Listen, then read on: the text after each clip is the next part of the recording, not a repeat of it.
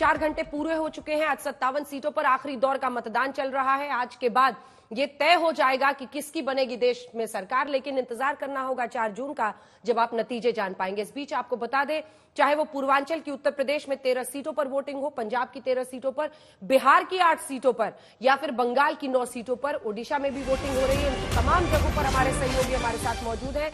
4 घंटे की वोटिंग के बाद हम आपको बता दें जो नंबर्स आ रहे हैं, लेकिन जो 9 बजे तक के नंबर्स आए हैं वो बहुत दिलचस्प है।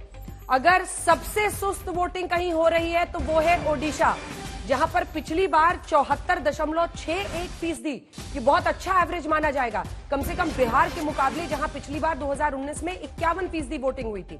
ओडिशा में 74% हुई थी और वहां पर 7.69% लोएस्ट वोटिंग अभी तक ओडिशा में है।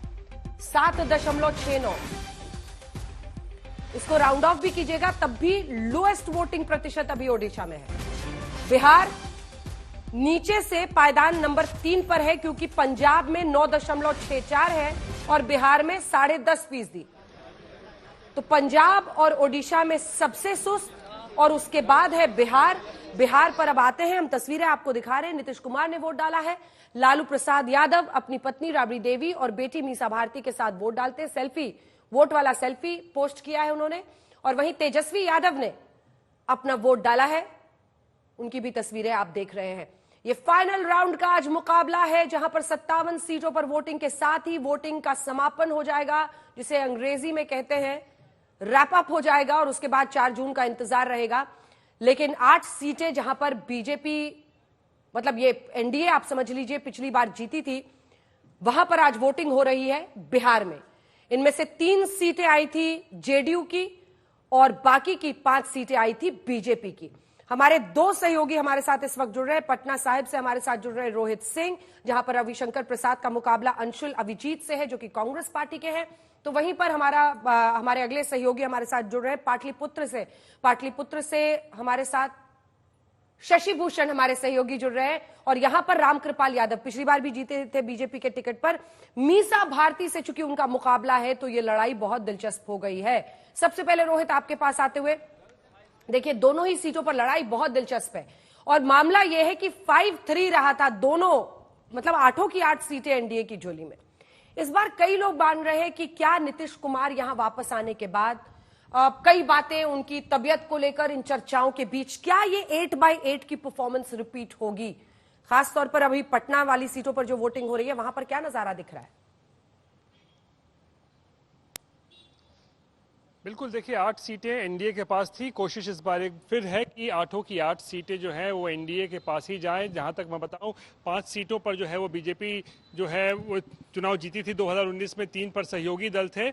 और इस बार जो है, अगर हम पटना साहिब की बात करें अंजना, तो पटना साहिब में मुकाबला कुछ कह सकते हैं रविशंकर प्रसाद के लिए पिछले बार के मुकाबले थोड़ा सा आसान कह सकते हैं, क्योंकि पिछले बार उनकी टक्कर शत्रुघ्न सिन्हा से थी, जो कि एक कायस्थ समाज से भी आते हैं। रविशंकर भी कायस्थ समाज से आते हैं, और पटना साहिब को एक कायस्थ बहुल सीट कहा जाता है। और बीजेपी की अगर आप चुनिंदा 10-12 सीटें अगर आप पूरे देश में चुनेंगे ना, जहां जो सबसे सेफेस्ट सीट है, उसमें पटना साहिब भी एक सीट आती है। तो यहाँ पर अब इस बार टक्कर, शत्रुघ्न सिन्हा तो है नहीं, आसनसोल चले गए हैं, तो अभिजीत अंशुल हैं, बिल्कुल नए किरदार हैं कांग्रेस के, और मीरा कुमार जो कि पूर्व स्पीकर उनके बेटे हैं, उनको उतार दिया है मैदान में। तो मुझे लगता है कि पिछले बार के मुकाबले इस बार रविशंकर प्रसाद को थोड़ा सा स्टार्टिंग में ही कह सकते हैं एक एज ओवर जरूर जो है वो एज रहा है, क्योंकि उनके सामने बिल्कुल नए नवेले जो हैं वो उम्मीदवार हैं। और मुझे लगता है बहुत बड़ी चुनौती शायद रविशंकर प्रसाद के लिए नहीं होगी। हालांकि अभिजीत अंशुल भी अपना लगातार प्रचार प्रसार जो है इस इलाके में जो है वो करते आए हैं। अब आपने नीतीश कुमार का जिक्र छेड़ दिया है अंजना, तो जाहिर सी बात, हमारी कल भी बात हो रही थी, नीतीश कुमार आज गए हैं बख्तियारपुर अपने गांव पर, उन्होंने अपना जो है वोट डाल दिया है। लेकिन नीतीश कुमार फैक्टर कितना काम करता है, ये बिल्कुल देखने वाली बात होगी। बीजेपी ऐसा मानती थी कि नीतीश कुमार को महागठबंधन से अगर नहीं हटाया गया तो महागठबंधन गठबंधन यहाँ पे अच्छा परफॉर्म कर सकता है लोकसभा चुनाव में। इसीलिए किसी तरीके से नीतीश कुमार को तो भी एनडीए खेमे में लाया गया था, लेकिन एक क्रेडिबिलिटी फैक्टर जो है, एक लॉस ऑफ फेस जो है नीतीश कुमार का, वो उनका पीछा नहीं छोड़ रहा है। तो ऐसे में जेडीयू थोड़ा सा एक वीक लिंक मुझे लगता है इस एनडीए में। अब देखने वाली बात होगी कि कितना अच्छा नीतीश कुमार कर सकते हैं इस चुनाव में, उनकी पार्टी कर पाती है, ये देखने वाली बात होगी। अंजना, बिहार की पॉलिटिक्स इस बात का प्रमाण बनेगी और जो चुनावी नतीजे 4 जून को आएंगे वो ये तय करेंगे कि आने वाले दिनों में बीजेपी की दिशा क्या होगी वहां की पॉलिटिक्स में। क्या नीतीश कुमार का उधर जाना, फिर इधर आना, फिर उधर जाना, फिर इधर आना, मतलब ये तो लंबे वक्त तक मैं कह सकती हूं कितनी बार इधर उधर गए हैं, लेकिन उन सब के बाद क्या जनता भरोसा करती है इस गठबंधन पर, यह एक लिटमस टेस्ट होगा, बीजेपी को भी समझना होगा। 4 जून का इंतजार रहेगा। लेकिन अब शशि भूषण के पास चलते हैं और शशि, मैं चाहती हूं कि न सिर्फ इस हाई प्रोफाइल सीट जहां पर रामकृपाल यादव, मुझे वो दिन भी याद है जब लालू प्रसाद यादव के इर्द गिर्द जो कुछ लोग घूमते थे उनमें मिस्टर यादव भी थे, रामकृपाल यादव।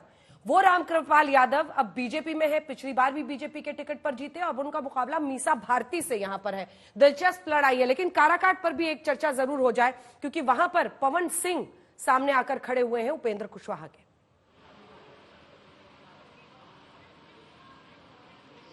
बिल्कुल अंजना, काराकाट सीट की भी चर्चा करेंगे, लेकिन पाटलिपुत्र की जो लड़ाई है उसमें अब तक चाचा भारी पड़े हैं, ये आपको भी मालूम है, तमाम दर्शक भी जानते हैं। और रामकृपाल यादव के लिए अच्छी बात यह रहती है पाटलिपुत्र सीट पे कि जो यादव वोट बैंक जिस पर आरजेडी का बहुत कब्जा माना जाता है, वो वोट बैंक में सेंधमारी कर पाते हैं पाटलिपुत्र जैसी सीट पे। लेकिन इस बार कड़ा मुकाबला इसलिए है क्योंकि इस बार लेफ्ट जो है वो अलायंस के अंदर है और भाकपा माले इस पाटलिपुत्र सीट की विधानसभा से जीत हासिल कर चुकी है, तो जाहिर तौर पे वहां पर लेफ्ट का जो कैडर वोट है वो सरप्लस हुआ है आरजेडी के लिए और यही वजह है कि ये लड़ाई दिलचस्प हो गई है। काराकाट सीट की अगर बात करें तो वहां पर पवन सिंह ने जरूर पेच फंसाया है और पवन सिंह कितनी चुनौती दे पाते हैं वहां उपेंद्र कुशवाहा को या फिर जो भाकपा माले के उम्मीदवार हैं राजाराम, उनको ये देखना बहुत दिलचस्प होगा। लेकिन पवन सिंह जो भी वोट हासिल करेंगे काराकाट में अंजना, ये तय बात है कि उस वोट का असर चुनाव नतीजे पर पड़ेगा। अगर वो ज्यादा वोट काटते हैं तो जाहिर तौर पे उपेंद्र कुशवाहा को नुकसान होगा, लेकिन अगर उनके वोट काटने की क्षमता कम रह जाती है तो उपेंद्र कुशवाहा को फायदा होगा।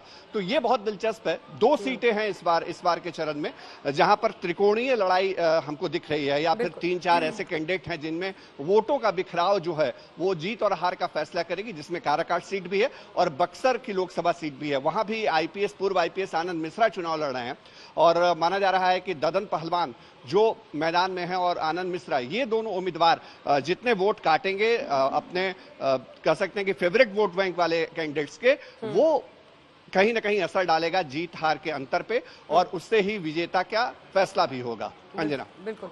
और एक मेंशन कर लेते हैं, हालांकि यहां पर आप देखिए सीपीआई-एमएल सामने है, आरके सिंह साहब जो कि चुनावी मैदान में है, केंद्रीय मंत्री आरा सीट से। ये भी एक दिलचस्प सीट है जिस पर नजर रहेगी। लेकिन कुल मिलाकर बड़ी तस्वीर को अगर आपको समझना है तो 8 की 8 सीटें आई थी, मतलब outstanding performance. 39 seats out of 40 सोचिए पिछले लोकसभा चुनाव में यहां पर जनता ने एनडीए को दिया था।